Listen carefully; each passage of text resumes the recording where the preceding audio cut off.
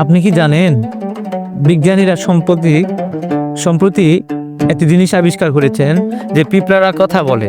পিঁপড়ারা একে অপরের সাথে মজা করে, কৌতুক করে।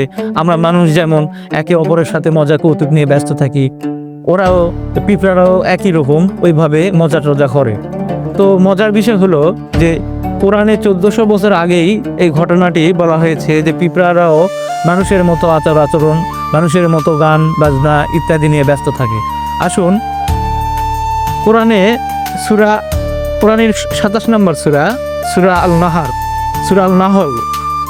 আল নাহলে বলা হয়েছে যে 18 থেকে 19 নম্বর আয়াতের মধ্যে বলা হয়েছে যে হযরত সুলাইমান আলাইহিস সালাম যখন তার জিন সেনাবাহিনী নিয়ে একটি পিঁপড়ার উপত্যকার মধ্যে দিয়ে যাচ্ছিলেন, তার ধার দিয়ে যাচ্ছিলেন, হঠাৎ তিনি দেখলেন যে একটি নারী পিঁপড়া তার সেই পিঁপড়ার দলকে বলে উঠল যে হে পিঁপড়ার দল, তোমরা তোমাদের গন্তব্যে তোমরা পৌঁছে যাও, কারণ হযরত সুলাইমান আলাইহিস সালাম হয়তোবা তাদের ভুলের কারণে আমাদের পৃষ্ঠে দিতে পারে, এই জন্য তোমরা তোমাদের গন্তব্যে ঢুকে যাও।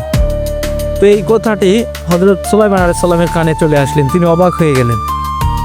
তিনি সব জীবজন্তুর ভাষায় বুঝতেন, এটা আপনাদের সবারই জানা, পশু পাখি সবার ভাষায় তিনি বুঝতেন।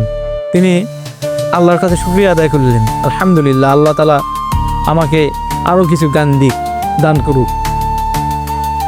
তো মূল প্রেক্ষাপটটা হলো যে এই পিঁপড়াদের দলের একজন নেতৃত্ব দানকারী থাকে, যিনি মেয়ে বা নারী হয়ে থাকেন, যিনি নারী।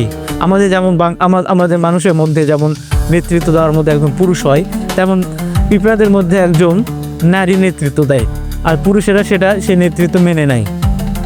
আসলে এখান থেকে অনেক শেখার কিছু আছে। কোরআনের কথা, এটা কোনো হাদিসের কথা না, কোরআনের কথা। এই নিয়ে সূরা নাহল তৈরি করা হয়েছে, যে সূরা নাহল শব্দের অর্থ পিঁপড়া। আসসালামু আলাইকুম। যদি গল্পটি ভালো লাগে শেয়ার করবেন। আসসালামু আলাইকুম।